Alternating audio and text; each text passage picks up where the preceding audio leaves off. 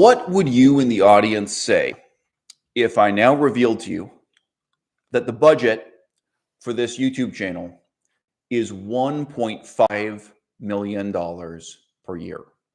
I was like, oh yeah, I haven't, it hasn't come up before. Whoops, it slipped my mind. Actually, I get more than $1 million a year in donations. Any of you would be within your rights to ask. And he said, well, wait a minute, where did these donations come from? And where are they going? What? How much did that plate cost? What are the costs? How much did this camera cost? How much did that banana bread cost? You've been burning through $1 million a year with this vegan politics thing? Really? What if I told you it was $15 million a year? Now, some of you would have the very generous attitude. Hey, I don't care if it's 1.5 million, and I don't care if it's 15 million. This boy, Eisel Mazard, this guy, he's a good guy. He earned that money. I'm not even going to question it. It's all for the best. It's all for whatever. Input, output. We're not going to measure throughput. You know what I mean? He's a good guy. I trust him. Whatever he's doing to get that money, whatever he does with the money, just let him do his thing. Farm Animal Sanctuary. Have you heard of Farm Animal Sanctuary?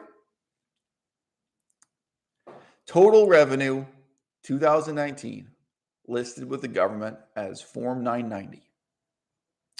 $14.18 million.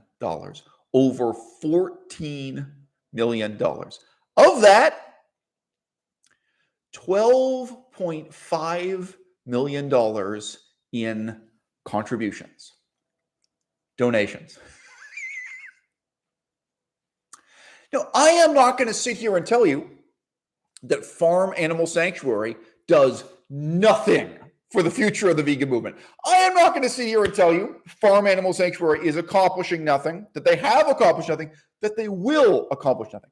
I am saying if you think about how much they've accomplished as output, and then you think about $14 million in input, we're led to some sobering reflections, some terrifying philosophical questions about the past, present, and future of the vegan movement.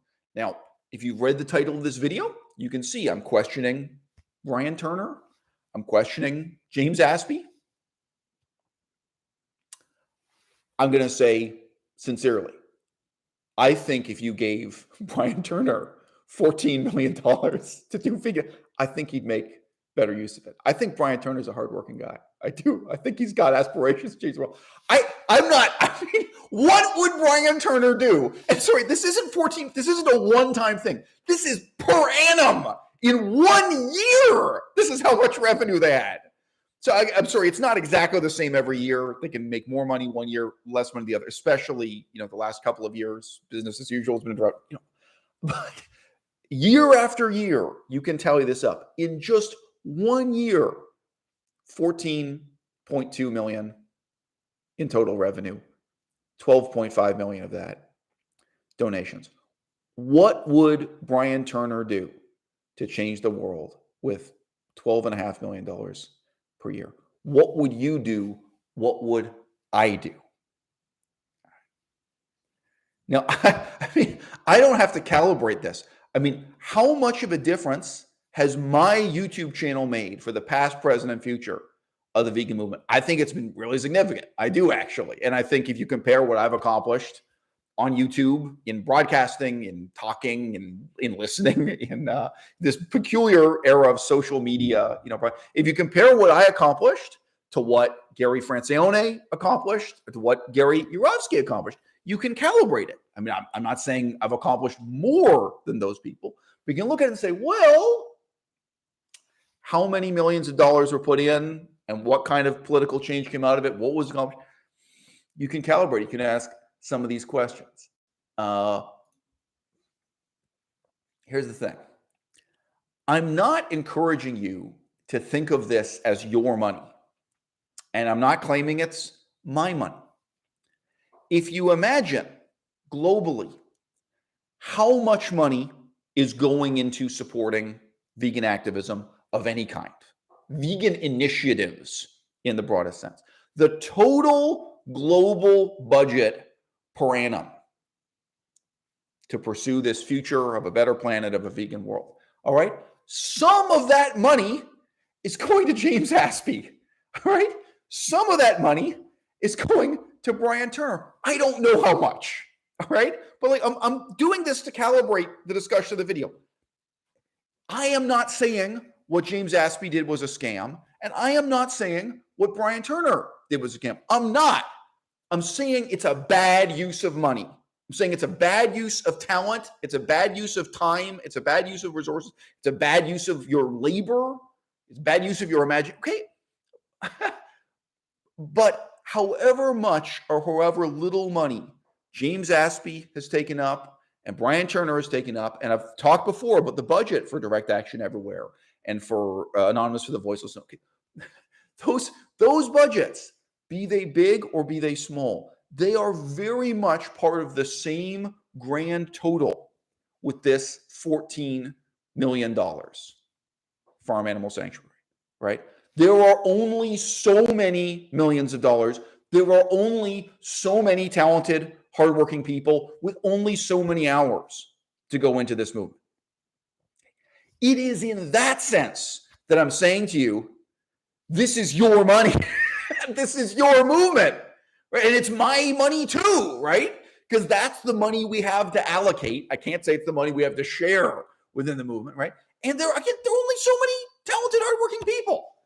If talented, hardworking people are spending their time standing on a sidewalk wearing a mask, silently holding up a placard, part of my concern is, yeah, it is a waste of money.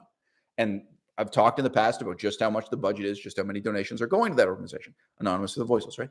But the other problem is whether this person is a poet, a painter, an architect, a bike courier, a musician, this person has some talent, some capacity to do something positive for the future of the movement, and it isn't standing in silence. We're squandering time, we're squandering talent, and yes, y'all, we're squandering money.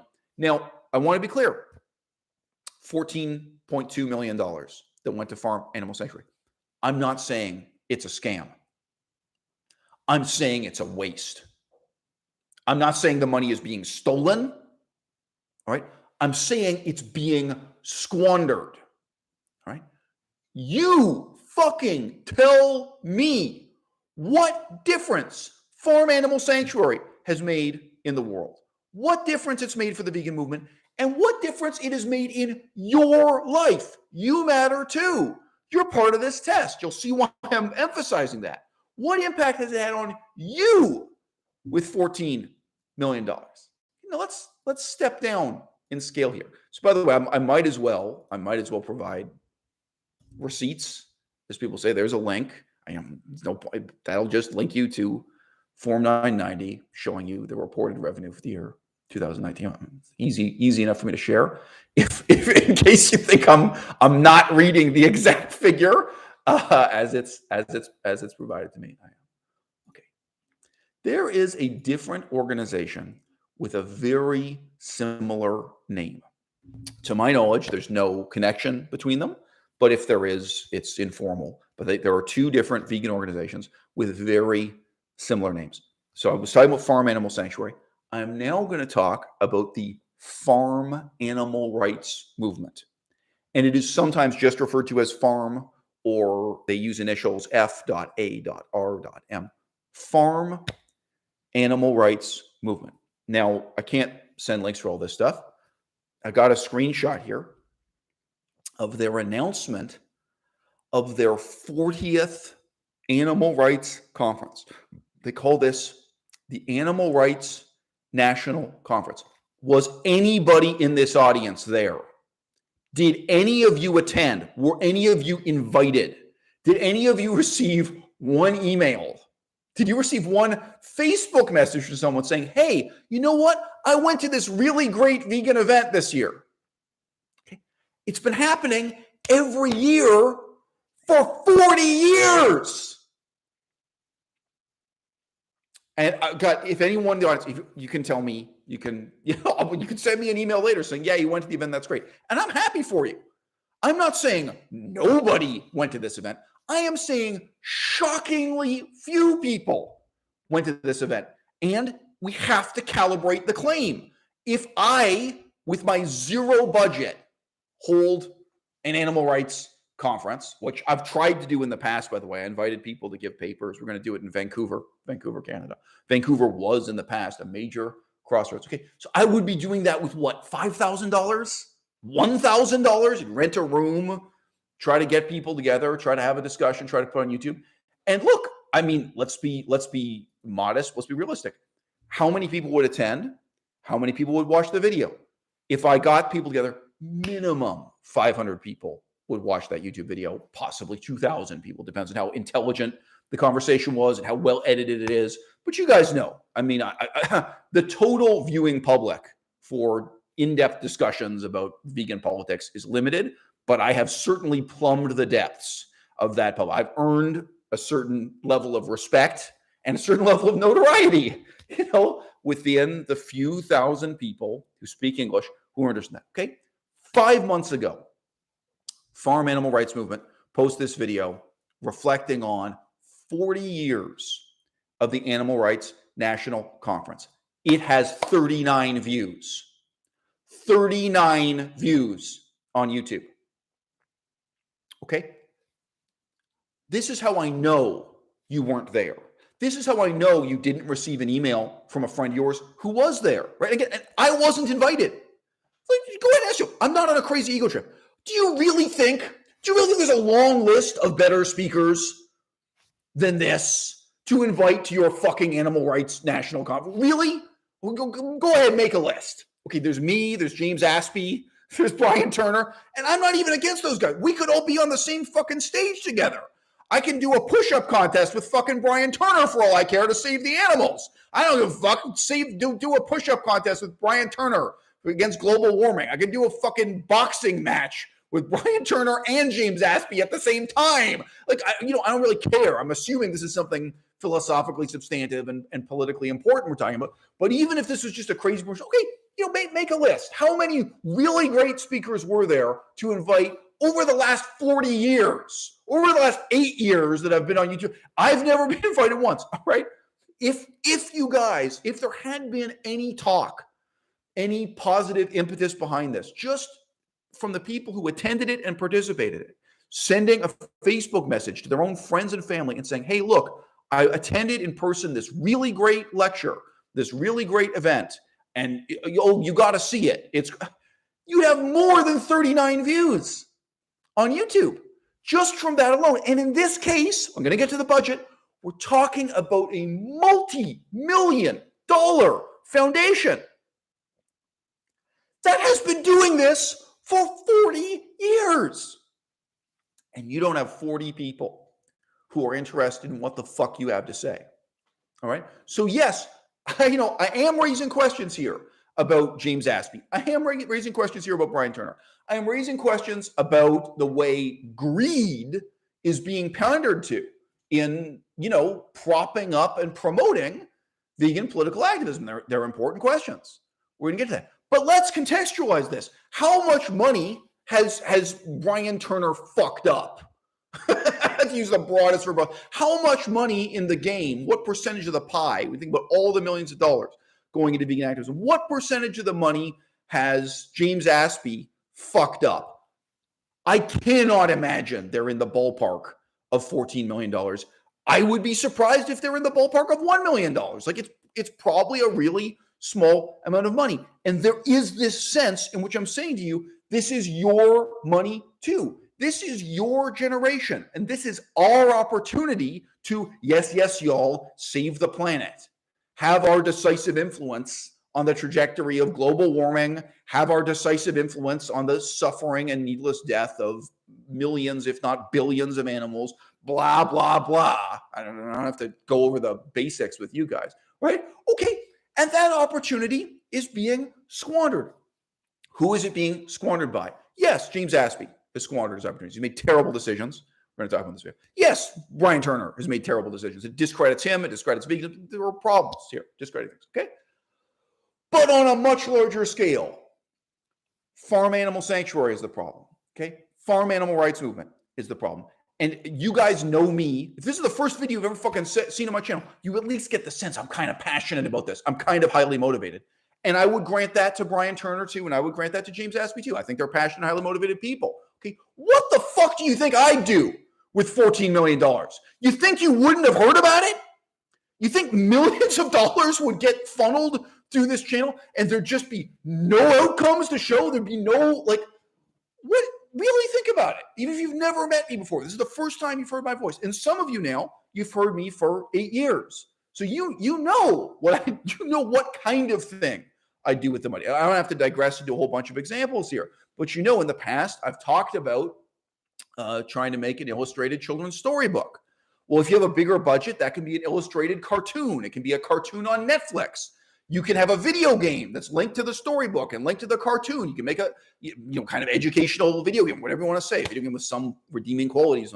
You can put together a package. It's going to have an impact, and you'd fucking hear about it. There'd be someone sending you a link on Facebook or an email or whatever you use, an Instagram DM saying, oh, hey, did you hear about this crazy vegan guy? He made this cartoon and a storybook and this video game, and, did you hear about this? And you'd say back, yeah, I already heard. Yeah, you're the 10th person to tell me about it. It would have some for $14 million. Oh, yeah, you know what? Let's go into animation. Let's go into an animation studio and say, we're trying to make this work with about $12.5 million per year sinking, but that's our sinking budget for we got $12.5 million this year, and then we're gonna have to wait a whole fucking year before we have another $12.5 million US dollars. Okay, if right now you go to the YouTube channel of Farm Animal Rights Movement, again, not to be confused with Farm Animal Sanctuary, okay, they have a video up from 2 months ago. It's an hour long. It has 21 views. Okay, they have a video up from 3 months ago. It's 52 minutes long, 30 views. Okay, so I gotta get to the money now. All right, the most recent budget I have for that same conference. So I can't say they spend the same amount of money every year. Maybe some years they have a bigger conference. Maybe small. Maybe the budget. Okay. But the budget they reported for the year 2018 for that conference was $338,477 US dollars. I'll just type that out.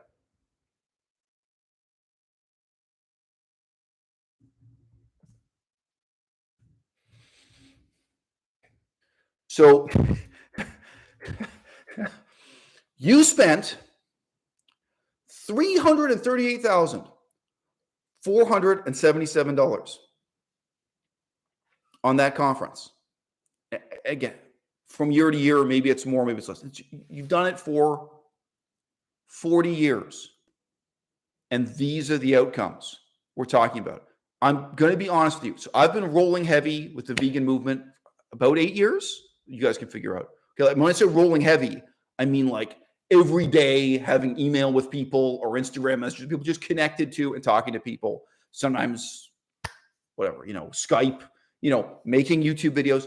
Like there was a time when I was strictly vegetarian before I became vegan. And there was this time when I became vegan, but I wasn't really on the internet yet. Okay, but at least 8 years I've been rolling heavy in veganism.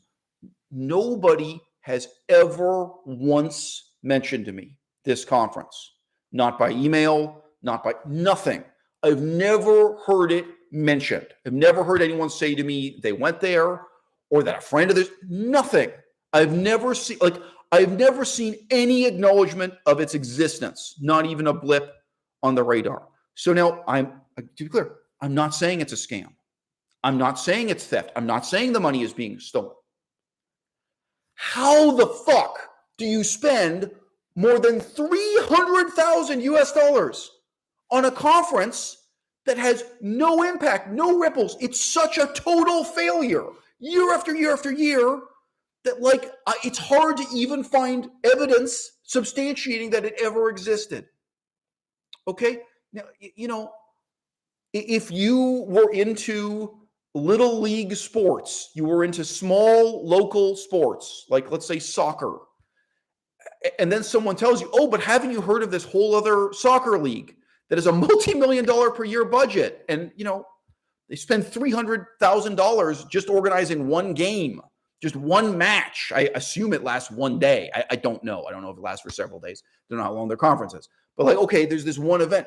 And you say, what? How is that possible? For all these years, I've been involved with organized little league sports. I've been involved with organizing and following and being a fan of and being a coach. Say you also coach the sport, small league soccer. And now how is it possible? All right. I'm not saying it's a scam. I'm saying this is a kind of failure that really matters, and fucking everybody's ignoring it. I can say to you now also in the audience, do you know of a single YouTube channel other than à-bas-le-ciel that has ever discussed this? Maybe you do. That's great. James Aspey doesn't talk about it. Brian Turner doesn't talk about it. Like, there's a really strange lack of candor about this. I mean, one of the only examples I can think of is when Joey Carbstrong got cornered on the question of the funding going to Anonymous for the Voiceless. That was a big controversy. He didn't want to talk, but he said on camera, I really don't want to talk about this, but this controversy involving more than $1 million and blah, blah, blah. He got into the budget. So that was one of the rare circumstances where a personality conflict basically dragged out into the light, dragged out into public view some of the talk about money that's going on behind the scenes. Okay, so very briefly, farm animal rights movement for the year 2017, $1.8 million in revenue. Precise figure, $1,794,702 US. Okay, so let's round off. 2017, 1.8 million. The year 2016, 1.8 million. The year 2015, 1.35 million. Okay. 2014, 1.2 million. Revenue. It's money coming in. It's not static. It's not a savings account with money they're maintaining. More than $1 million a year coming in year after year after year. I'm asking you, where does the money fucking go? And I'm going to say it disappears without accomplishing anything. I'm not saying it's stolen. I'm not saying it's a fraud. I'm not saying it's a scam. I'm saying it's a failure. But a failure of a type that it's the enormity of the failure, the depth of the hollowness of the enterprise of vegan activism. It's just unfathomable that this money disappears and we have nothing we can point to, nothing we can show for it, right? That's the context for this discussion. Now you can go to, again, I'll just provide a link. I think if you click through here, you can get as many details as are publicly available. This is the American government, IRS, Form 990.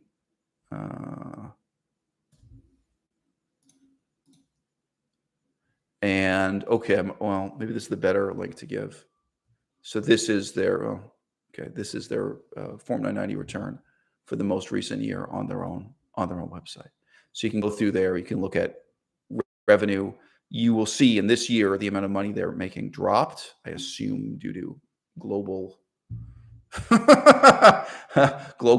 economic issues. But they're reporting here prior year $1.4 million in contributions and grants. So that's a lot of money. And then they say current year, $570,000. Now, if you had that kind of money, what would you do? If I had that kind of money, if I had 10% of that money, what do you think I would do with it? And let's be real. Most of what you have seen going on social media, including James Aspey, it's a competition for those millions of dollars. It's people putting themselves forward and saying, me. I should be the one to get $1 million. I should be the one to get the donations. I should be the one to get the trust. And to some extent, it's a competition for talent. I should be the one to get the volunteers or other support. Okay? Now, that ain't new. I think what's new is precisely what Ice Poseidon, James Aspey, and third guy. That's why I have Melissa here. Thank you, my sweet. James Aspey and Brian Turner are bringing the equation. So, guys, welcome to the show. If you have a moment, hit thumbs up. It helps more people discover the conversation while it's happening. I promoted this one so far in advance that probably some people have forgotten it's happening today. I can post it again to Instagram, let people know we're here doing it. If you hit thumbs up, it helps more people discover the live stream while it's happening and also later when it's archived. But if anyone has anything intelligent to say, I'm happy to let you join the conversation, add your comments, criticisms, your perspective, whatever it is. And you're all involved. You're all implicated. You know what I mean? Like, even if you've never donated to any vegan charity, and even if you've never received any of this money from anybody, you know what I mean? Even if in that sense, you've had nothing to do with it. We're all implicated, and we're all dealing with the consequences of what these foundations do with those millions of dollars. And we're all dealing with the consequences of what they don't do, right? Whether you're looking at someone like Aaron Janis or you're looking at someone like James Aspey, like, we're living with the advantage they took of the opportunities offered to them in life. Like, even Aaron Janis, extraordinary opportunities, right? That very few of us will ever have, right? And we're living with the consequences of the opportunities they've squandered, right? Like what they didn't make of those opportunities. And indeed, there are only so many millions of dollars to go around. So again, I'm just showing you guys, I am reading your comments and I'm willing to hear what you have to say and respond to it. As you can see, I choose to pause at different points. If I'm in the middle of saying something, I'm not going to interrupt myself mid-sentence. Junebug says, quote, money goes into the animals and then they die plus staffing. But I'm dubious even about that, right? Like,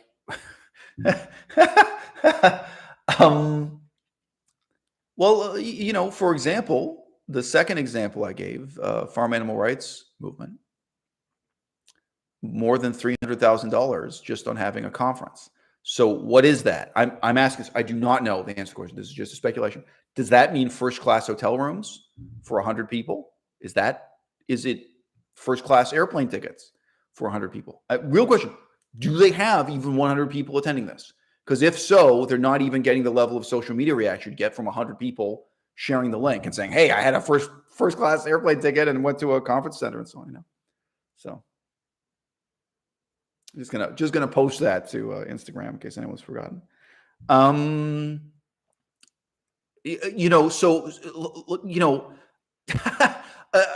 Obviously, I understand the kind of generous assumption that they are doing something good and positive with the money, like buying bales of hay to feed the cows or something.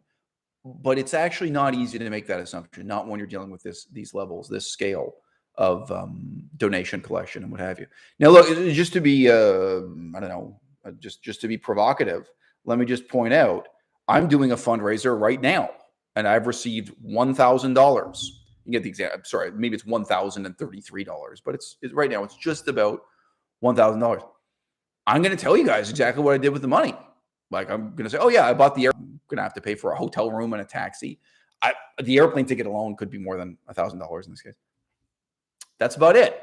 I wouldn't call it a fundraiser, but when I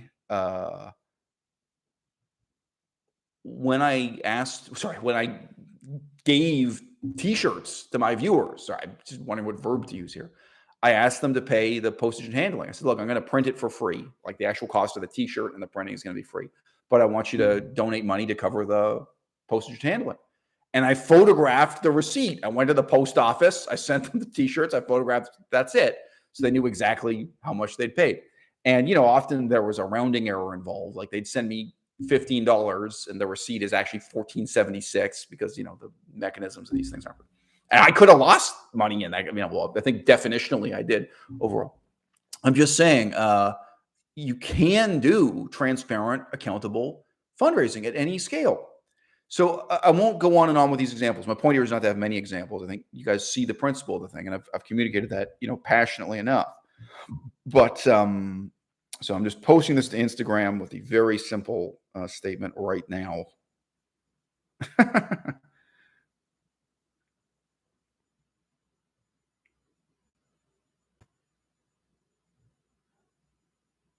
There you go. A rare moment of silence in one of my listeners.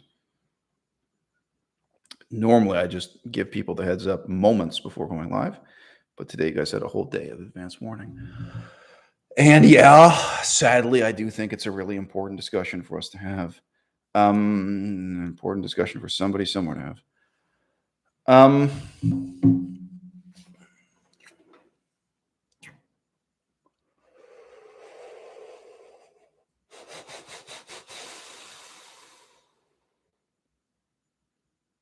Someone says the goals of vegans do not necessarily align with the goals of their funders. It's an interesting suggestion, but I'm sorry, I think I'm getting overheated. I may have to take. No, is the heat on? Okay, all right, thanks, babe. Maybe I'll have to strip down to fewer and fewer layers as the broadcast goes on. Look, the people who are donating money to those two organizations I just named, what do you think they want? What do you think they're paying for? I mean, another example that I've mentioned on the channel in the past is the enormous budget for Dr. Gregor's YouTube channel. And people have donated millions of dollars to this YouTube channel. Where do you think the money goes? Is that money being used effectively? Obviously, I think it's a horrible waste of money. I'm not alleging a scam. I'm not alleging fraud. I'm just saying really think about the millions of dollars going into this and then what outcome, if any, you can show for it. But no, I mean, I think people who donate money to Dr. Gregor, the people who are the funders, their goals are exactly the same as Dr. Gregor's. I think they know exactly what they're paying for, what they want him to do. They're donating millions of dollars. I'm just saying we have nothing to show for it in terms of outcomes. You estimate what is the budget to do what Dr. Gregor does. I could do it for $10 a month or something. I'm just sorry, the cost is nothing to get to download and read a PDF and then come on camera and chit chat about medical study. It costs nothing, and he's got a budget in the millions per annum. So sorry, in prior videos, I've gone through the actual filings of exactly how much money he's collecting and spending. I'm not doing that in this video, so I'll just say if you want real figures, that's a speculative $1 million, but you can get the real numbers in earlier videos I've done, or you can again get Form 990. So no, a totally well-intentioned comment. But when you look at Farm Animal Sanctuary, or you look at Farm Animal Rights Movement, or you look at James Aspey, or you look at Brian Turner, I think people who support them, people that donate to them, people who are involved, shall we say in the broadest sense, involved financially with them, I think there's no disconnect between what the donors want and what vegans want. I don't think that's the case at all. The question is, what are you willing to do to get it? And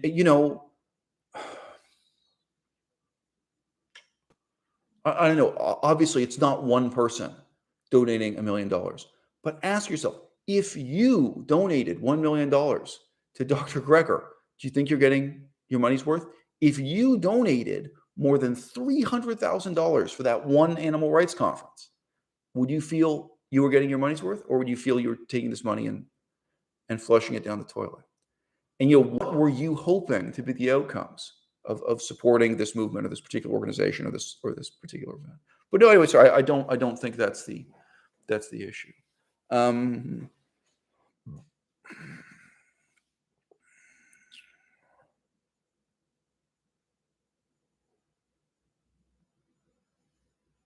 So Junebug says also, there's no consensus on what the actual future of veganism will be politically. Right. But that's what makes it exciting. You know what I mean? I'm sorry, but that's molten metal versus cold steel. That's exactly when people want to get involved. Let me ask you something, Junebug. Are you really tempted to get involved with Irish politics? Oh, really? Why? Probably because you don't think you make any fucking difference in the future of Ireland. This is not a moment in history. I'll use your phrasing. this is a time in history when there is a consensus on the future of Ireland. That consensus, it's cold steel. It's not molten metal. It's not being forged. It's not being reformed. You know what I'm saying? And it'd be very hard to budge people out of that consensus. Now, you can travel back in time. There have certainly been moments in history when it was molten iron, when it was really not clear what the future of Ireland was going to be, and people were fighting and dying over it, right? Okay, so you have a consensus. That's why Irish politics are boring. Ireland almost never gets mentioned in the international news. If you don't live in Ireland, nobody cares. Nobody pays attention. Now, okay, you might be tempted instead. What is the future of Libya going to be? What is the future of Myanmar going to be? Right now, that's molten iron, right? So it's funny, but I think you're misperceiving strength as weakness and weakness as strength here. There isn't a consensus about what veganism should be or should represent, what the future of the movement, what the political significance of veganism should be. Right, and that's what makes it so exciting. That's why we should have a conference. I mean, this bullshit organization, they've had 40 conferences, but there's actually a lot to talk about. There's a lot to plan. There's a lot to make happen, right? Like, great. So there's so much to say. 8 years, I've never run out of things to say, Now, we don't have a lively, ongoing world of publications for veganism. We don't have a discourse even about how to proceed in terms of activism. We really don't, but we should, because in this sense, in these debates and these discussions, there's something to win and something to lose. There's a sense in which the definition of the future is still up for grabs. As you say, because there isn't a consensus yet, now is the time when people should get involved. People should pour out their money, and people should pour in their talent, their genius, should pour in their hard work, precisely to give a sense of direction and purpose to the movement. Now, look, guys, sorry, again, I'm not saying this to brag. When I first got involved in the vegan movement, it was completely routine for vegans on the internet to include palm oil along with meat as something they refused to eat as vegan. That was standard. And people were shocked and horrified when I challenged them on this, that no, ethically, there's no argument against vegans eating palm oil, and here's why. Now, I'm just being real with you. I don't know a single other person who fought on that issue in the last 8 years. And I know someone I influenced directly was Joey Carbstrong. Joey Carbstrong talked to me about it. We spoke directly about this because he said to me, look, I know you've done videos about the palm oil issue. And he said vegans are still coming at him and attacking him over palm oil this way. I think it was vegans, not meat eaters, that his problem was with. So, how do I approach this? How do I talk about it? Now, look, I mean, this is a holotype. This is one example, but we're not talking about a really huge ocean. We're talking about a small pond with only so many fish in it, and Joey Carbstrong's a big fish. So, I do think I was one of the few people who significantly influenced the way vegans think about and talk about palm oil. Now, I'm not delegitimizing the issue. Like, I'm saying that's an example of there is no consensus. It's molten iron. And I really challenged vegans and said, look, are you against wood? Right now, this video is being recorded on a wooden table. Do you think wood is immoral because cutting down trees, it can kill an owl, habitat destruction can kill innumerable animals. There are animals that live on the tree. Like, is that actually the argument you're making here? Because palm oil and the continuation of an already existing palm oil plantation, how does that compare to a pear farm? Are pears immoral because there could be a jungle, there could be an intact ecosystem there instead of a pear farm? And, talking this through with people, I'm sorry, this is not really an issue where there are several equally valid perspectives. There's only one valid perspective, and it emerges inevitably from people reflecting on it. But, my point is, you're right. There is no consensus, but that's not a weakness. That's a strength. That's exactly why I've been so passionate about it, why I've got involved in this. Sorry. So again, I could go on, and it's not the title of this video, but I think it probably is useful for you guys to hear some of this stuff.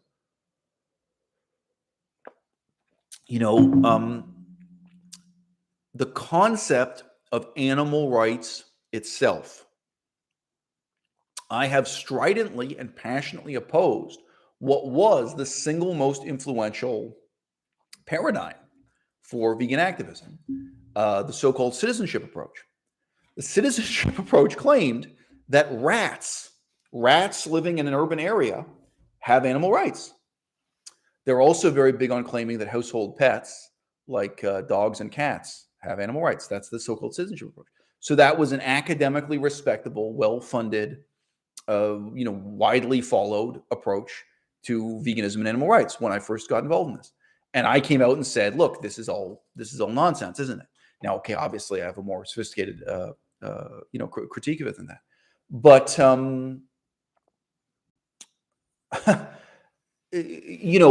let me just ask, do you want to be a part of a movement? Do you want to be a volunteer?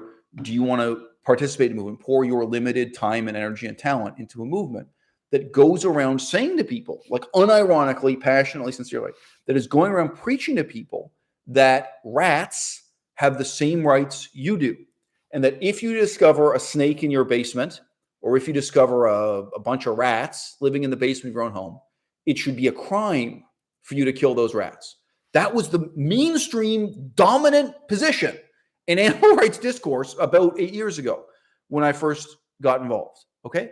So now, look, I don't want to donate money to an organization that says that. I don't want to volunteer for them. I don't want to work with them.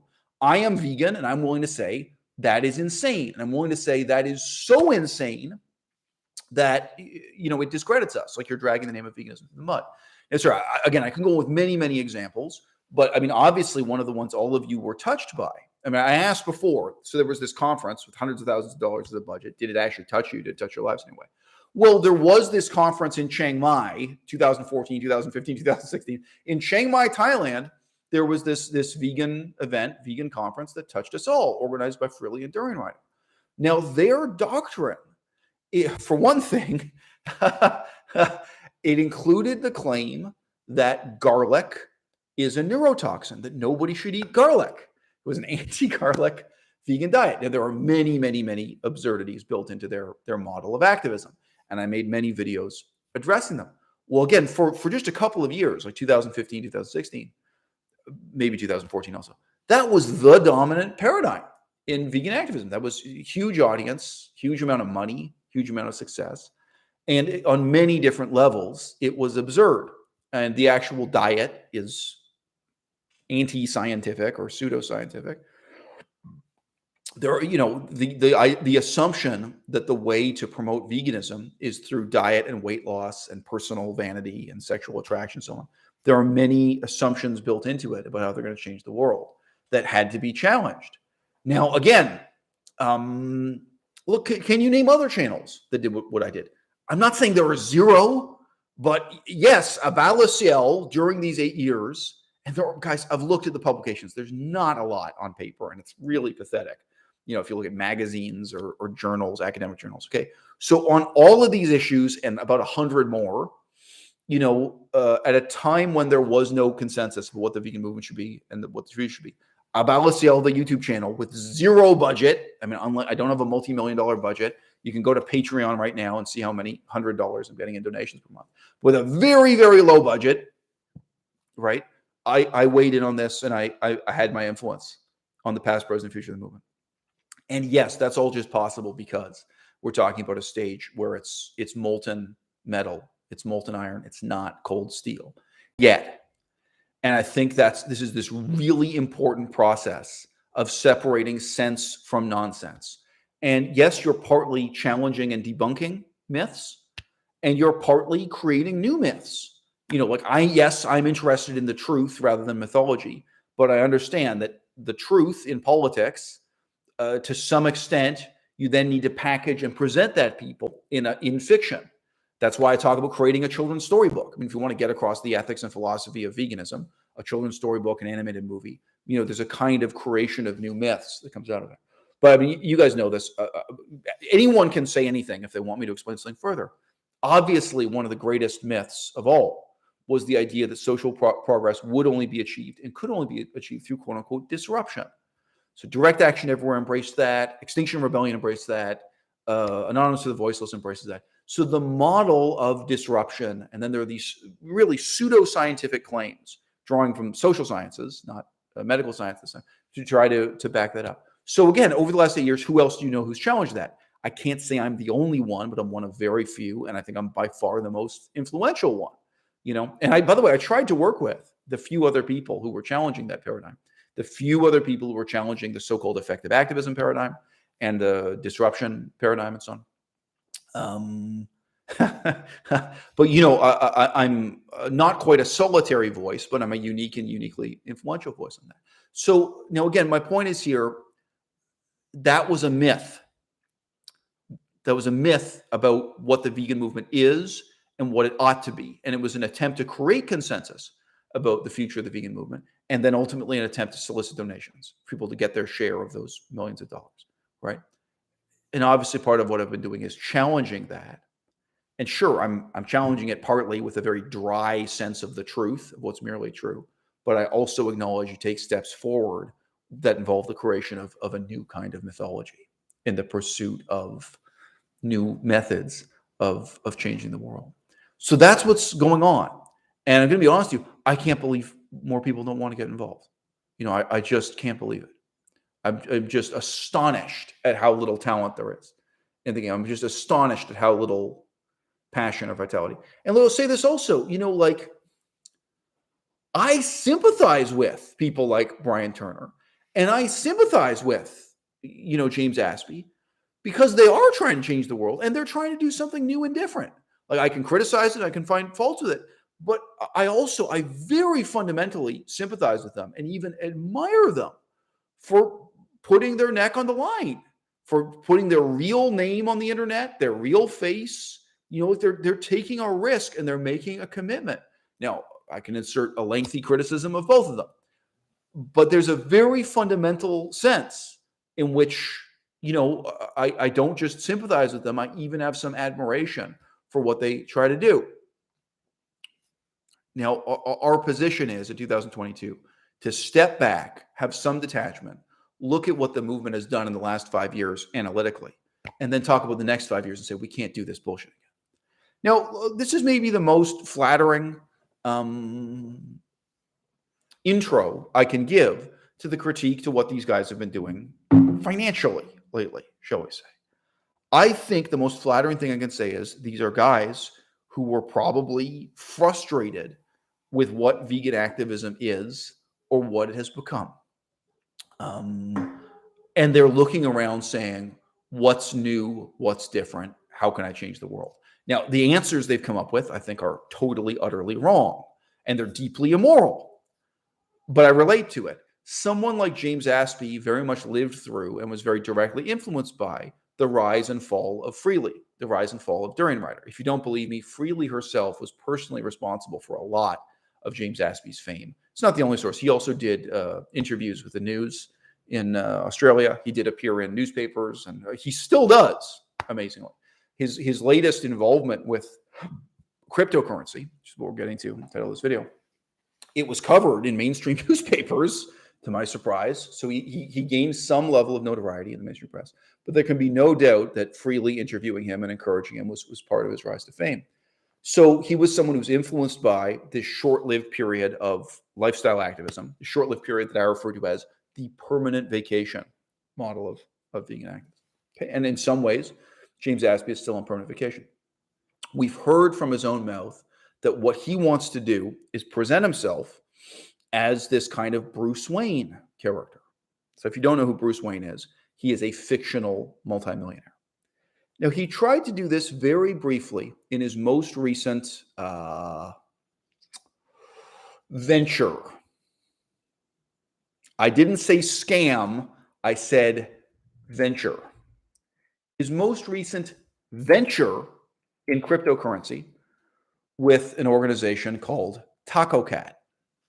Okay, so with this very strange sense of grandiosity, he declared to the world that he was going to have a live stream once a week, every week, for 6 months. And every live stream, he was supposedly going to be giving away more and more money to charity. It started with $5,000 for a live stream. So $5,000 a week being given to charity. And then it was supposed to increase as this cryptocurrency, TacoCat, became more and more successful. So we have someone laughing in the audience, quote, "This is not financial advice." Well, look, let me tell you something. This is financial advice.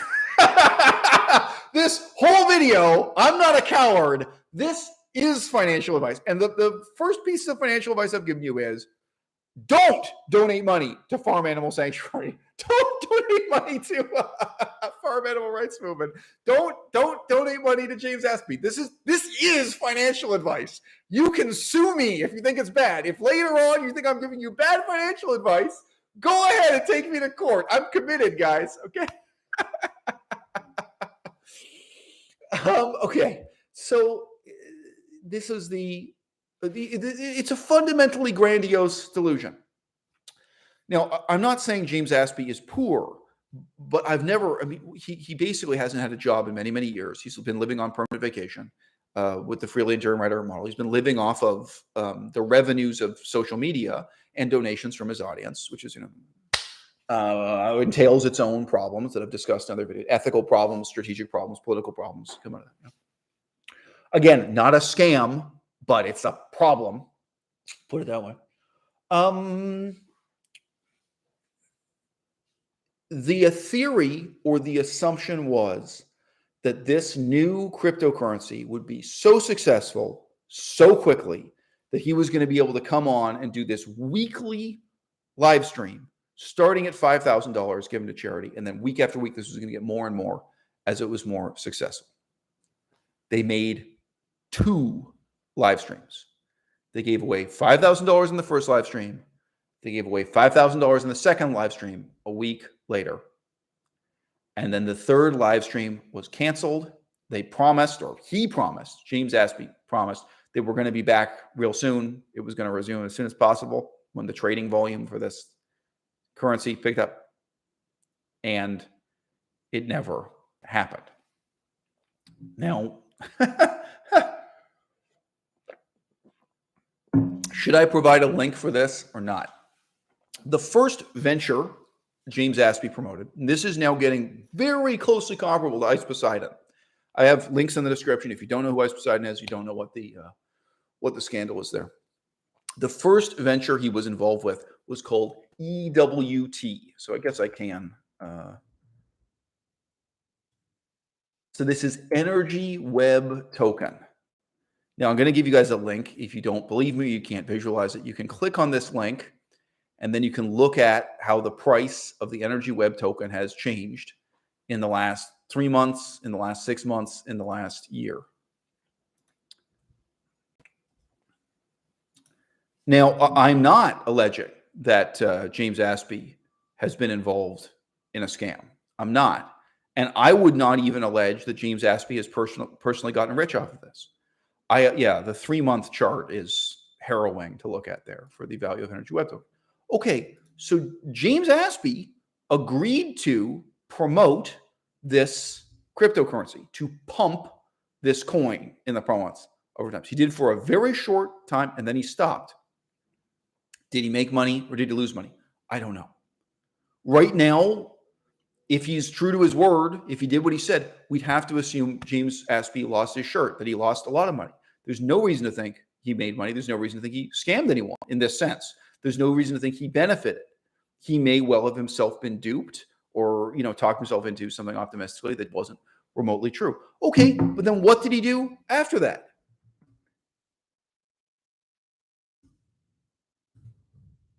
He got involved with a second venture, Taco Cat. I'm going to send you the link to the current price of Taco Cat. You can look at the 3-month chart. You can look at the 6-month chart. It's horrifying to behold. It's a red line going down, people. Okay. Again, it's just mind-blowing to me that he did this twice in succession. And, I don't know, he didn't see anything wrong with it. So yeah, click on there's a little button that says 3M for the 3-month chart, and you have a horrifying jagged red line going down, down, down, with no hope of it coming back, no hope of it improving. And why would it improve? Now, look, again, we know what James Aspey's fantasy was about this. We know what he was dreaming about. And to be fair, I'm not just saying this flat. He was dreaming about a new and different and better way to change the world. He was dreaming about effective activism. He was dreaming that he would become this multimillionaire, that he would lead a crowd of grateful donors who would join him in generously supporting these various charities, he had this whole elaborate fantasy, both about EWT, Energy Web Token, and about Taco Cat. What was the commitment that he made to his audience? And what was it? What was the commitment that he broke there, right? Now, Ice Poseidon is a very good comparison for this. Ice Poseidon said to his audience that he had a long-term commitment to supporting a particular token, I believe it's called CX coin, to supporting a new cryptocurrency. And that cryptocurrency had a specific use in mind, that this cryptocurrency was going to be used to allow viewers to make donations to live streamers. So this is going to be a uniquely marketed, or actually unique in function, form of cryptocurrency used on the internet this way. No, he is a live streamer. He can accept donations using this cryptocurrency. And he said again and again, this wasn't a short-term thing. This wasn't going to be a so-called pump and dump scam. He wasn't going to mislead people, and that he was really going to commit to marketing and supporting this cryptocurrency. Now, if you don't know my own analytical position on cryptocurrency, my claim is not that it's impossible to make money trading cryptocurrency. That would be ridiculous. My claim is that the significance of cryptocurrency is similar to collectible baseball cards or comic books, that we're talking about something that has almost zero utility value. It's desirable and it's valuable only because people perceive it as being valuable. Now, again, to be clear, that doesn't mean it's evil. That doesn't mean you'll lose your money. Some people get rich from baseball cards. Some people get rich from comic books. It's possible. You can run a comic book store. You can be a comic book collector. It's possible. But, you know, there's a new Spider-Man movie coming out. That will actually increase the value of certain collectibles, like comic books, connected to the history of Spider-Man. A better example right now would be a comic book character who hasn't had a movie for a long time. So The Punisher or Moon Knight. These, if you don't know, these are just comic books. They're no different from Spider-Man or Superman or Batman. Okay, so for a long time, nobody paid attention to Moon Knight. It wasn't that successful. It wasn't that famous. Okay, if you have Moon Knight comic books from the 1970s and they're sitting in your attic or your basement, they're not worth anything. Oh, and then in the last couple of years, a bunch of interest in Moon Knight, new comic books come out. They start making a movie. I think it's actually on Disney Plus. So what do I want to say? The 21st century equivalent to a movie, direct download cinema. They start making a kind of TV series for Moon Knight. Oh, now those are worth more. Why? Just because people perceive them as having value. It's not evil, but it's kind of dumb. It's kind of pointless, right? And what if you want to read those comic books? Well, as you probably know, you can read them on the internet. You don't even need to have them on paper. Like, it's not really utility value there. So this is part of what makes the quote unquote pump and dump phenomenon interesting. Why was EWT valuable?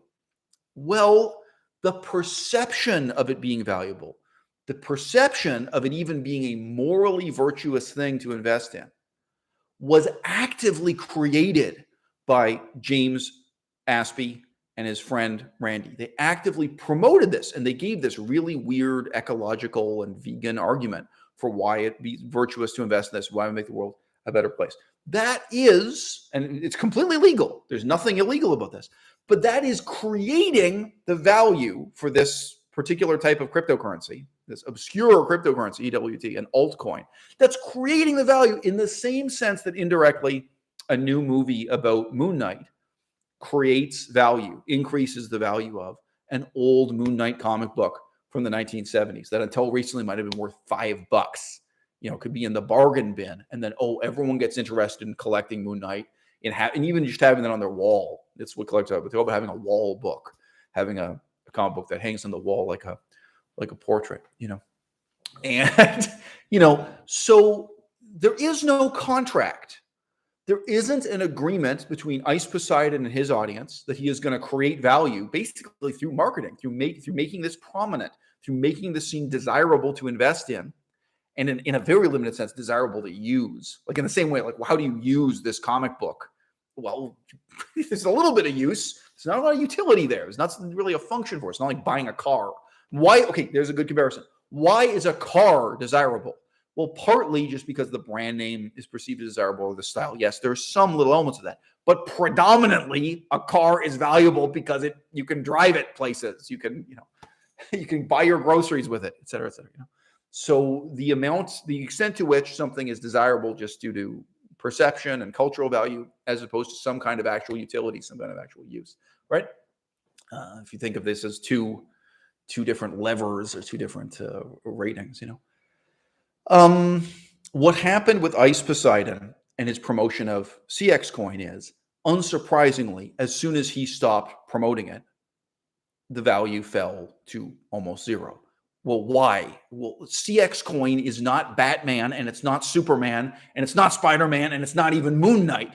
It's something nobody had ever heard of and nobody would care about if it weren't for Ice Poseidon pumping it, promoting it, making it seem valuable and interesting. Right? You're really creating something new, a new kind of product, which again, it doesn't really have any function in your life, but by investing in it or attempting to use it, you're participating in this thing that your favorite streamer is promoting. Now, I just mentioned as a footnote, there was a marketing budget for CX Coin. Ice Poseidon was supposed to recruit other live streamers, other internet personalities to also pump and promote the coin. Reportedly, that didn't happen. So either that happened to a much lesser extent than was planned or hoped for, or it just didn't happen at all. After only a few weeks, according to Ice Poseidon, he gave up. He stopped promoting this. He stopped pumping it. Now, again, this is why it's so closely comparable to James Aspey. For how long was he pumping EWT before he just stopped? And we never got an explanation. This is the main thing I want to get into with Brian Turner, my second and final example for this video. We never saw him just come on camera and in an honest, down-to-earth way say that he lost his money. Say, hey, he invested this, got this. Or maybe he'd say he was quitting. He took his money out. He invested at this point. Maybe he made a modest amount of money. Like, I don't know. It's sheer speculation because he's never talked about it. Now, again, in terms of the running joke about this is not financial advice, we don't have a contract for this. We don't have an obligation. There's nothing in our Constitution saying that. Maybe we should. Maybe we should pass a new law, pass a federal law, or pass an article in the Constitution of the United States of America. If you endorse an investment, whether it be a stock on the stock market or cryptocurrency or anything else, you must publicly state, this is how much money I put into it, and this is when, and this was the price, and then this is when I got out. Like maybe there should be not just a moral obligation but a strict legal obligation to report publicly. If you're going to pump a stock, if you're going to pump a cryptocurrency, even if you're going to pump real estate, if you're going to come on here and say to people, hey, you know what's a really great idea? Swampland in Michigan. Real estate values are going up. Swampland. You think Michigan doesn't have swamp? They got some real nice freezing cold swamp in Michigan. And house prices are cheap. I've seen them going up. Invest in real estate in Michigan. Well, maybe if you say that, maybe there should be a legal obligation on you to disclose what you've done with your own money. And if you're responsible for other people's money, if you're managing a fund, what you've done with their money. Just mention real briefly, there's this woman, Carrie Wood, right? I got her name? Kathy Wood. Sorry. Right? Anyway, Kathy Wood, this investment guru, and I think her advice is laughably terrible. Again, this is investment advice. I am telling you, Kathy Wood is giving you bad investment advice. Trust me, not Kathy Wood. But it's kind of hilarious to me, no matter how bad her advice is, no matter how often she's wrong. And in her case, you can look up her ETF. You can look up her fund, and you can see the red line going down, and you can see how badly it's doing. And people still adore her. People still worship her advice and her opinion. It seems to never end. People never seem to shake out of this once they've established this kind of trust with the live streamer, with the broadcast, with broadcaster, with whoever it is. So it can be very powerful, these guru-like relationships between financial expert and audience, financial analysts, and those who have their analysis done for them. Okay, a comment from Do You Want to Give Me a Kiss in the audience? Quote, there is another aspect to crypto's popularity, lack of trust in established institutions such as banks, central banks, and parliaments. Okay. So look, I think this puts it into a very palpable comparative context. So if you are marketing CX Coin, that's the cryptocurrency that was briefly promoted by Ice Poseidon, and where there's now this kind of ethical and political scandal about it. Okay, Why would it be more efficient for me to donate money to a live streamer or donate money to a YouTuber by taking money, converting it into CX coin, converting it into a cryptocurrency, sending the cryptocurrency, and then at the other end, them converting it back again? All right. That's actually a very difficult argument to make, that there's an increase in efficiency or an increase in utility over using cash. If that's too hard for you to visualize, what if I announce a brand new cryptocurrency called Apple Coin? I say, hey, aren't you tired of paying for apples with cash? Aren't you tired of paying for apples with your credit card? Well, we created this great new blockchain technology. It's going to allow you to take your cash, convert it into these digital tokens, buy apples, maybe order apples delivered to your door on the internet, and then the farmer who grows the apples, he converts it back into his local currency, into US dollars or whatever it is. Now, I'm not saying that's impossible, all right? But like the margins you're talking about, the efficiency you have to beat. So by the way, in case you guys don't know this, I pay child support, okay? Sending child support money internationally, it's not free. There are inefficiencies in the system. But I was saying to Melissa the other day, look, this shows what a joke cryptocurrency is. It's not more efficient for me to pay child support using Bitcoin, let alone an obscure currency like CX coin or Taco Cat. The reality is today, the technology does not work as a service in that sense. You're not providing a service to people that's really useful. And look, I just say, if there are exceptions to the rule, I'm willing to hear it. Like if someone can put together a case that, oh no, look, it actually is more effective to give tips to live streamers using CX coin. But, as far as I can see, and if it were actually more efficient to buy apples this way, that'd be interesting to hear. It is not more efficient for me to send compare sending a paper check in the mail, which is from currency to currency, to the cost of doing that transaction, the cost and the difficulty in cryptocurrency, right? And by the way, there's also questions of security and reliability and fraud. There are other questions, built into that. Is it really preferable for me to pay child support with any of these new technologies? Now, reciprocal with this, I've already explained to you the sense in which cryptocurrency is desirable. It's like collectible baseball cards. It's like comic books. Now, I want to point this out.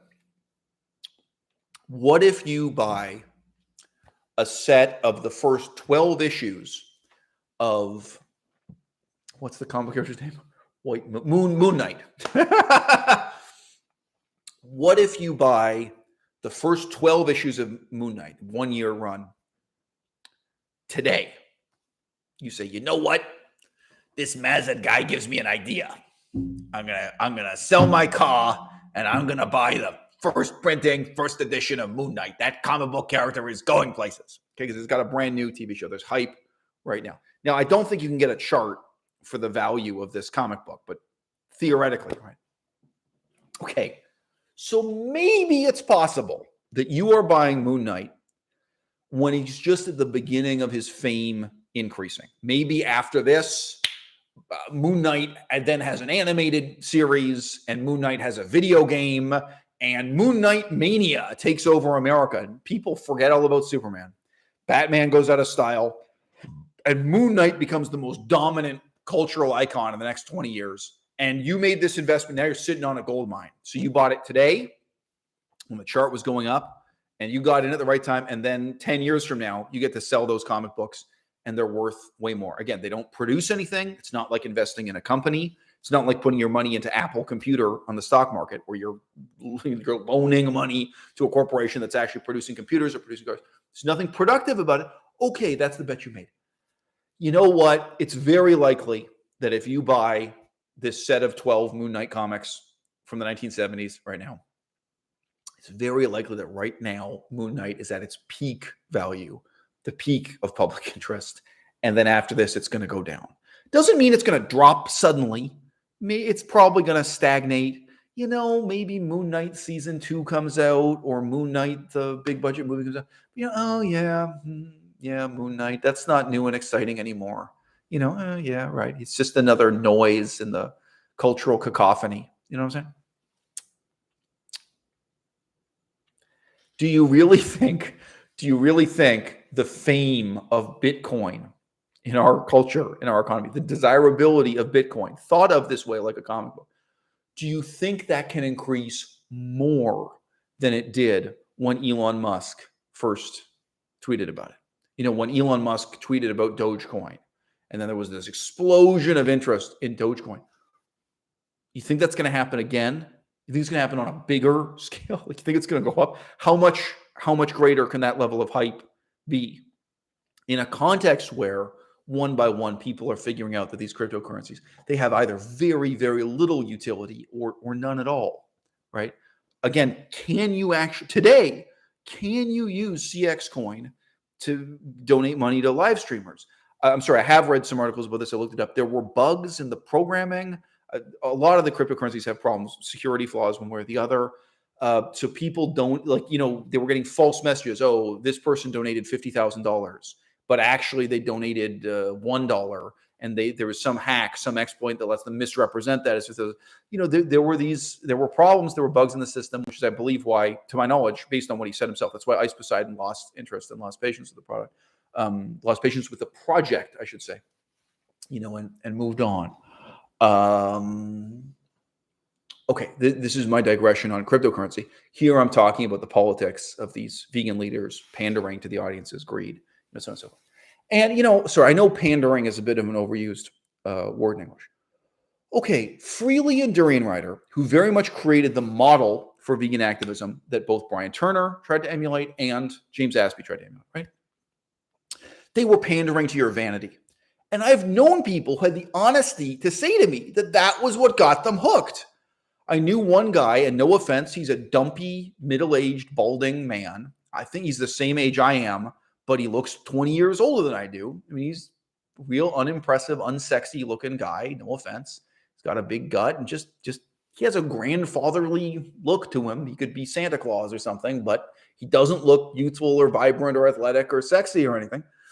And I remember he had the honesty to say to me, that's what spoke to him. The idea that he could become athletic, that he could maybe not recapture his youth.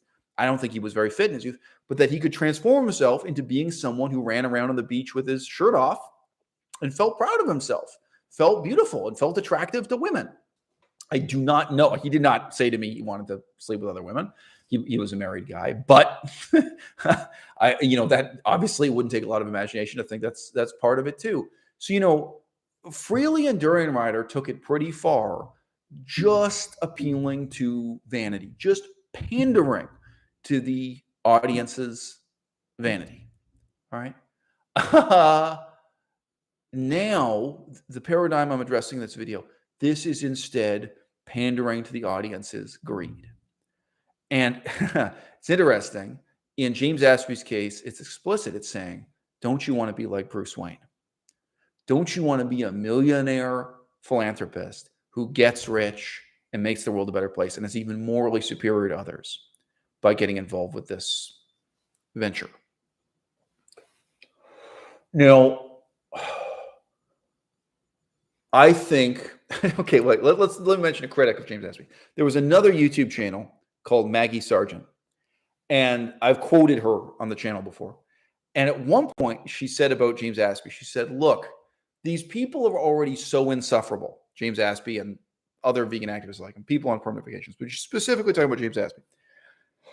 These people are so insufferable, living this life of reckless self-indulgence, opulence, wealth, I would say permanent vacation. But she said, they're filming themselves at the beach and at a 5-star hotel and eating in these restaurants.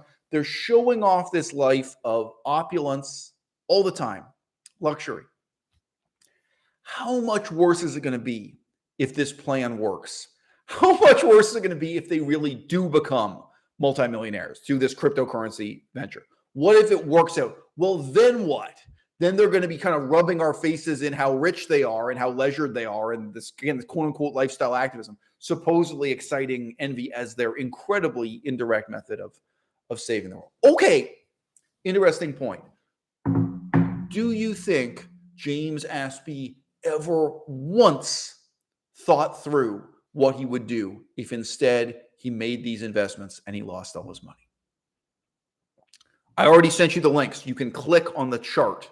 You can look at what happened to the value of EWT. You can look at what happened to the value of Taco Cat. Now, James Aspey swore he was not doing pump and dump. We're going to come back to this with Brian Turner, right? Well, we'll say it in just a second here. He swore he wasn't just investing for a short time and then out. No. And thus he was encouraging you in the audience to not just invest for a short time. Well, if that's true, if he has held on to these investments for just the last 3 months, he's lost a tremendous percentage of his principal. He's lost a tremendous percentage of his investment. There's not one word out of him about this. Now, I would just like to suggest to you, if he had gotten rich, don't you think he'd fucking tell you? What if he had doubled his money? What if he had quintupled his money? What if he had gone up by quote unquote 10x? He had 10 times the money. You don't think he'd be making Instagram posts and YouTube videos jumping up and down saying, see, I told you so. I told you to invest and I invested this time and now look at all this money, right?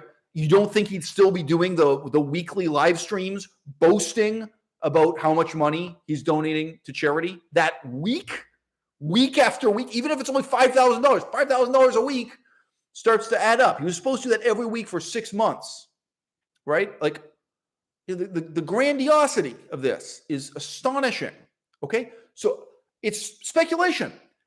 Speculatively, maybe the reason he isn't boasting about how much money he made out of this is because either he didn't make any money at all, he made very little money, or maybe he actually lost money in these ventures. And again, guys, if you don't believe me, you can click on those links.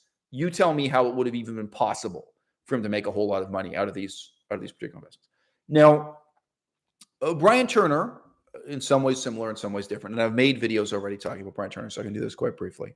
You know, he swears passionately again and again that he's in this long term, not as a short term flip on the stock. And one of his big investments is Bitcoin. So this is again a cryptocurrency. But the other one is Virgin Galactic, right? So they have in common. They both talk about, and they may be exaggerating for dramatic effect, they talk about the extent to which they've taken their whole life savings and invested in this. In James Aspey's case, he uses that phrasing. James Aspey talks about his life savings, and he talks about selling his van, which was his only worldly possession, to get more money. He sold his van that he invested his whole life savings, that he asked for donations from the audience so that he can invest more. Okay. And again, he wasn't in it short term. He didn't just pump and dump, allegedly. So if that's true, right, we should be hearing that James Aspey is now flat broke, right? Just look at the chart. Well, how would he have gained money out of this venture if that's true? Now, if it's not true, that's also interesting. If he turns around and says, oh, that he actually gained money because he only invested for this really short time and then he dumped, you know, he hyped it up and then dumped, and then with a second currency, then with Taco Cat, first with the LT. Okay, well, that's different, all right? Brian Turner, it's parallel, but imperfectly parallel, okay? He swears to you that the transaction, the investment he's making in Virgin Galactic is not short-term, it's long-term. He swears to you the investment he's making in Bitcoin is not short-term and long-term. And he emphasizes what a huge percentage of all of his worldly wealth he's put into this. And I have heard him, again, it's kind of half joking, but he's talked about selling everything, you know, sell the car. Or I think he said something like sell the car, sell the cat, like sell everything you can at your house so that he'd have more money to invest in these things. So, I mean, I know he was joking around when he made that. I don't think he's actually sold his car. Or I could tell from his tone of voice, but he talked about the possibility of selling everything so that he could invest as much as possible because he believed so much in these two investments. Now, okay, should I provide you guys the link for this or not? Okay, I guess I might as well, seeing as we're doing this. Here is the value of the stock known as SPCE. Okay, we'll use Yahoo, I guess. You can take a look at how that, again, you can click on the six month line or 3 month line and see the trajectory of that. And I mean, Bitcoin is the easiest statistic to get off the internet.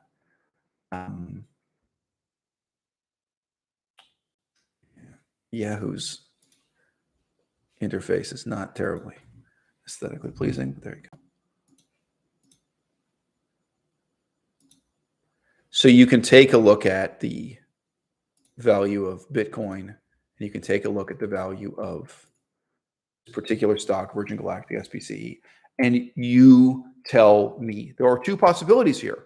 One, he lost a tremendous amount of money. He made the wrong bet, and everyone in his audience who took his advice, everyone who joined him, I mean, with both these, then that's the further dimension. Same thing with Ice Poseidon, right? Okay, well, what about all the people you misled, not just with this advice, but with the commitment you made to pumping and promoting this, right? Like, okay, because it's a different kind of thing going on here. As I say, like creating the value of a comic book, talking about these altcoins, what is the desirability of Taco Cat? Why would anyone want to invest in Taco? Why would anyone have even heard of Taco Cat? What is the desirability of EWT? Right? In this sense, this is different from it's different from, but it's parallel to what Brian Turner was doing. I mean, people would have already heard of Virgin Galactic without Brian Turner, but still, specific people took your advice and made the commitment. You were saying buy the dip when it was at its peak, and now it's crashed. I made videos already talking about that. Why is it, why is it you haven't come on and talked about how you lost your own money? It seems to me there are two possibilities. One, they have lost a lot of money. They're ashamed and humiliated and they're being silent about it. Or two, they didn't lose money and they're ashamed about that, because if they admit that they didn't lose money, it will reveal that they have been dishonest in exactly the same way that Ice Poseidon has been dishonest. Okay, so in that portion of the conversation, I mean, look, so guys, I'm happy. Now's a good time. Welcome to the audience, Dom Bauer. I haven't heard from you in ages. Good to see you, Dom. I can still bench press more than you, Dom, and it's because I do more push-ups. It's because I do more incline push-ups, Dom. Still, and you've never shown up. You've never shown up for that boxing match, Dom. Who would be tougher in a boxing match, Dom Bauer, James Aspey, or Brian Turner? I'll take you all on, all at the same time. Anyway, it's a good time for you guys to come and talk about this. Look, I care a lot about economics. I've cared about economics since high school or earlier, but I really remember very clearly caring about it a lot during my high school years. And I thought about for years my own career being in economics and majoring at university and so on and so forth. And I have never bought a single stock in my life, but because I care so much about politics, I do follow the stock market. I think about the stock market, And the thing is this, when I make predictions, when I make recommendations, when I give financial advice, right, I also reason through what the rationale is. On what basis am I making this prediction? So I'm going to give you an example now of something I just said to Melissa. Nobody else has ever heard this. A prediction I made that turned out to be wrong. Okay. Being wrong is different from being stupid. Being wrong is different from being insane, and being wrong is different from being immoral too, right? Like, it's not always because you're a bad person that you're wrong. We have to ask this question now about James Aspey. We have to ask this question about Brian Turner. I think we have to ask this about more and more leaders in the vegan movement as lifestyle activism adapts and things like cryptocurrency and trading on the stock market becomes part of the lifestyle that they're marketing. They're not the first, they're not the last to do this. But back when Donald Trump was president of the United States, some of you aren't old enough to remember, back when Donald Trump was president of the United States, there's an enormous corporation in Saudi Arabia called Saudi Aramco, and it was struggling to raise more capital investment, to have more people invest and support the company. Now, there were reasons why they were struggling, the most obvious being the ongoing war in Yemen. So the whole economy of Saudi Arabia is, messed up and involved in that war. It's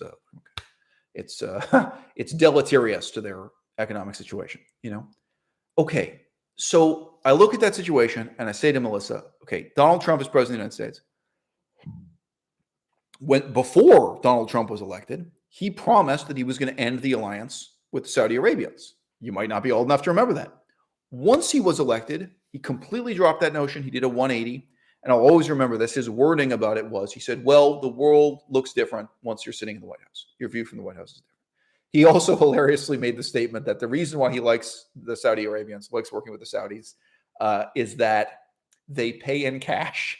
They spend millions of dollars on American manufactured hardware, meaning military equipment, and they pay in cash. So Donald Trump was completely open about the fact that this is basically greed and his incredibly caveman-like approach to foreign policy. But yeah, he promised he was going to end this special strategic relationship between the United States and Saudi Arabia. And instead, he reversed policy on that. He reversed course. Okay. So I look at that situation and I say to Melissa, look, the war in Yemen is not going to last forever. The alliance between the military alliance between the United States and Saudi Arabia, I was hoping it would end when Donald Trump was elected, but nope, that looks like it's going to go on forever too. Whoever is president after Donald Trump, whether or not it's Joe Biden, because at one stage you didn't know it was going to be Joe Biden or Bernie Sanders or something, whatever. But, it wasn't clear. They're going to continue politics as usual, the way relations to Saudi Arabia were under Bill Clinton and Obama. So it's just a matter of time before the stock value of Saudi Aramco goes up. Because guess what? They're selling the only thing on planet Earth that we're more addicted to than cigarettes, gasoline. Gasoline. It makes you feel young and sexy and needed. It's invigorating. Gasoline. You don't really need to do a lot of advertising for Saudi gasoline. They can just sit back and wait for you to buy it. You know what I mean? Have you ever seen a TV commercial for Saudi gas? Nothing burns cleaner. Nothing gets you to work in the morning like Saudi Arabian gas. When you turn on the heat in your house, that's Saudi gas. Put your trust in Saudi Aramco. The best gasoline money can buy. It's like you got to advertise cigarettes. You got to advertise whiskey. You don't need to advertise gasoline in general. I looked at this situation in the last few months or whatever, the last year of Donald Trump's presidency. It wasn't that soon before the end. But with the last year of Donald Trump's presidency, I said, well, look, this is the situation for Saudi Arabia as a country politically. This is the situation with the war in Yemen. This is the president of the United States. Why wouldn't you invest in Saudi Aramco? Well, it's totally unethical or amoral, but isn't it inevitable? This is going to make money. Well, there are some very intelligent people who work in economics in the United States, and they knew something I don't know. I didn't know. Sorry, I know it now. They knew something I didn't know. There were people who knew that if Joe Biden is elected, when Joe Biden is elected, he's way more anti-Saudi Arabia than Donald Trump is. I had no idea. I can ask, did anyone know what, did anyone know what his agenda was or what Joe Biden was going to do the minute he came to office? I was totally stunned by that. I had no idea. Now, somebody knew. If you have your millions of dollars involved, that's something you should research. You should do real research. Say, okay, well, what is U.S. foreign policy in Saudi Arabia? How is that going to change once Joe Biden replaces Donald Trump? And then you'd know the right bet to make. Okay, so the recommendation I made, which was only made to Melissa, the only person I gave financial advice, she wasn't invested, but I was just talking about it theoretically. The only person I gave that financial investment advice to is Melissa. You can look up right now the chart for Saudi Aramco. It hasn't crashed to zero or something. It hasn't declined, but it's stagnated. It's done poorly. And indeed, that is because the political situation the Saudis are in has continued to be one of turmoil and uncertainty. And it's, again, U.S. foreign policy changed. So, okay. See that? I was wrong. I lost $0. Nobody else lost any money because of this economic analysis. And I was wrong. And in explaining to you that I was wrong, I think you get the point. I wasn't crazy. I wasn't irrational. There was a rational, there were reasons why I came to the conclusion I did. And the conclusion I came to was wrong.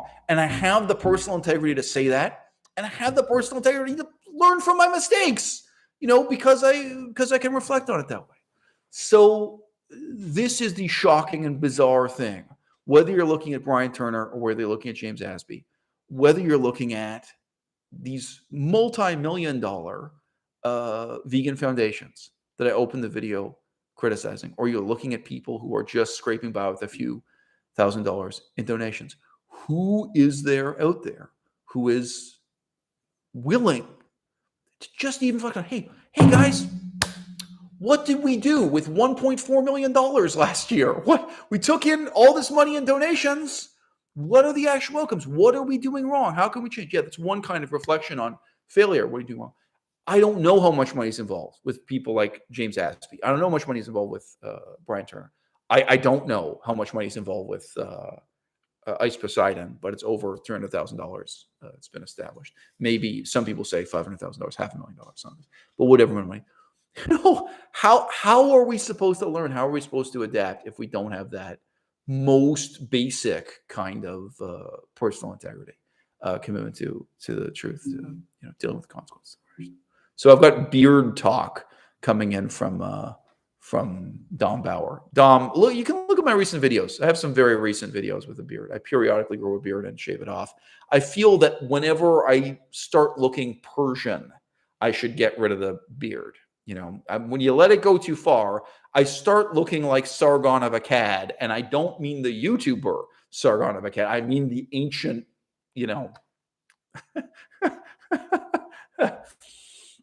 Anyway, no. So I do periodically grow a beard and periodically shave it off again. Yeah. Well, so look, I know this may seem like a shallow thing to respond to, but let me respond to this from Dom too. Dom Bauer says, lifestyle activism has truly died. All of them have been shown to be frauds, mentally insane, or fake. Well, look, Dom, I've been thinking about this a lot lately. So, Dom, you may not know, you may have donated, but I just did a fundraiser because I'm still in court with Durian Rider. Sorry, Dom, this might be the first you've heard about it, but Dom Bauer was involved way back then in 2016. I'm going back to Thailand. The court case is still going on. So if you haven't already seen that video, Dom, go take a look. And by all means, if you have a few bucks, donate to the fundraiser.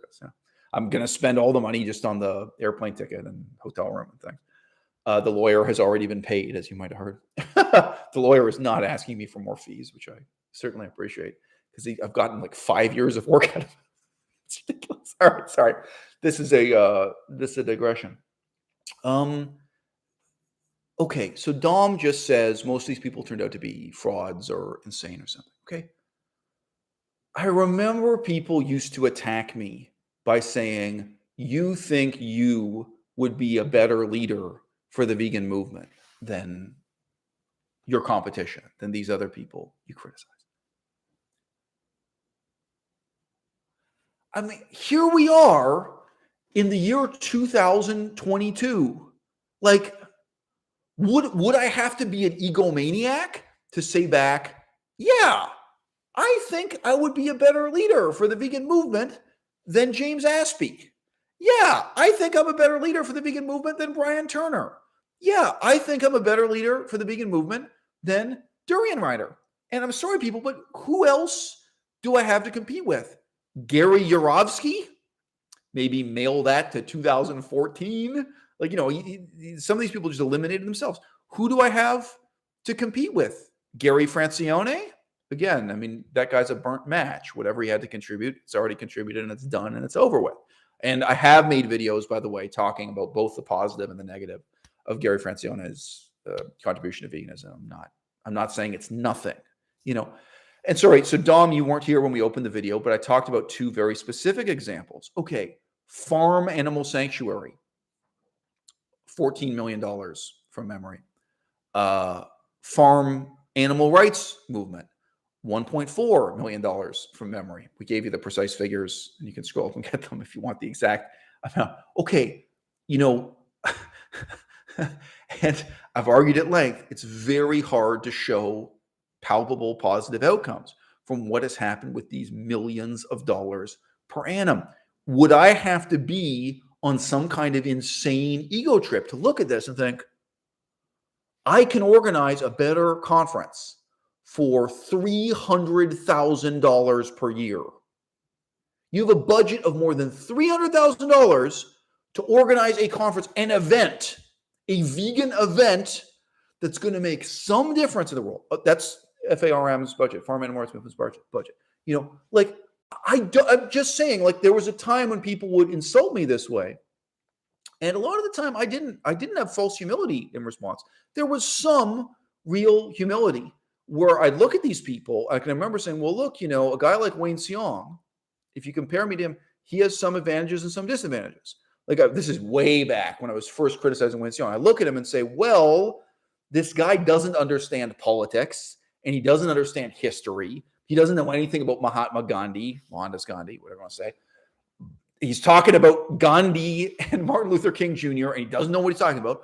But I used to look at that guy and say, well, he has a certain kind of talent. He has some advantages in life I don't have. And that's why he's able to go out and, kind of marshal the interests of these people and gather these donations. To my knowledge, again, they're above $1 million a year. It's like, well, you can see there are some things he's good at that maybe I'm not good at or something. So that wasn't false humility or something. In the past, I'd look at some of these people and say, well, they've got advantages, disadvantages. I used to be able to look at Maddie Limburner. I used to be able to look and say, well, look, these people, they're doing something right, for veganism and for themselves.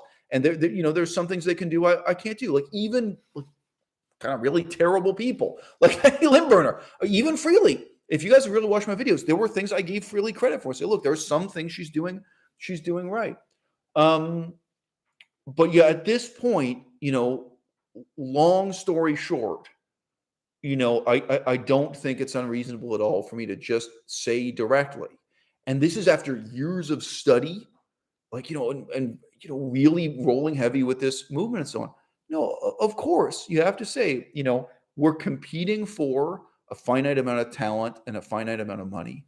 And yeah, I mean, there's just no hesitation on my end to say, of course, I'd be a better leader. Of course, I already am a better influence on the vegan movement than these other people who've competed with me, whether or not you regard them as frauds, insane, or fake, as Don Bauer says. And look, so guys, just to bring it back to what I'm saying here, I don't think James Aspey is a fraud.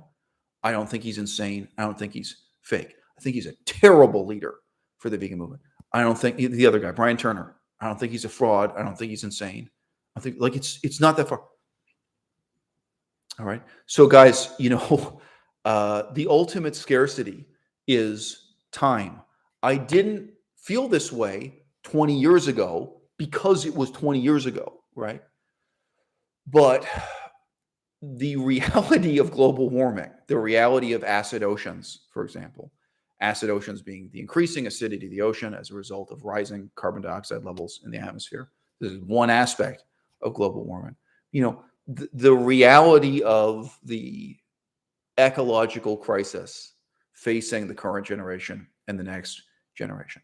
I think there is a very meaningful sense in which we're running out of time. So yeah, money is scarce, talent is scarce. Time is scarce, not just in the sense of you guys don't have time to watch a 2-hour-long live stream on my YouTube channel. Time is scarce in terms of looking at that great big deadline that global warming imposes on us all. There's another kind of deadline you guys will know about, which is that every day, how many million animals are living in a cage and having their throat slit and suffering terrible, unspeakable conditions. How many people are dying from needless heart attacks and even worse health conditions that come from, there are other kinds of deadlines that are elapsing every day. There's a body count for both human beings and animals every day. And you guys know that. Yeah, Dom says attention is scarce. Right. But when you put this in the context of that big red deadline of global warming, we're losing the icebergs, we're losing the ice mass for the North and South Pole, and we're facing acid acidification and irreversible rising carbon levels in the atmosphere. That puts these quaint little debates about the future of the vegan movement, the immediate future, in a very different context. So what did we do with the opportunity we had as a generation? We squandered it watching Freely show off her ass.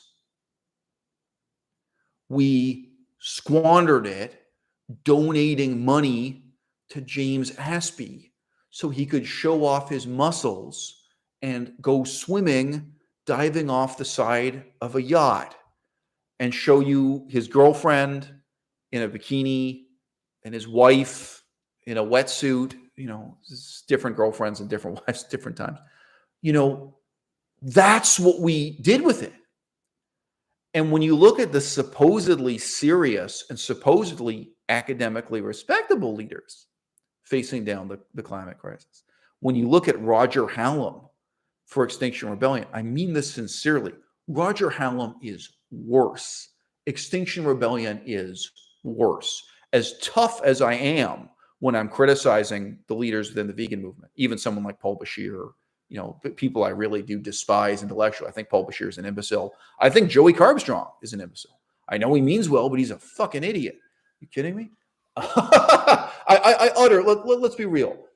Morally and ethically, I also really know that Joey Carbstrong is a terrible person. These are bad people. They're stupid people. And they're the wrong people. And in a word, they are leading the movement nowhere. I wish I was not burdened with the awareness that this is going to have dire long-term consequences for the future of humanity on planet Earth. But I am burdened with precisely that sense of purpose, that sense of urgency, and that sense of alarm.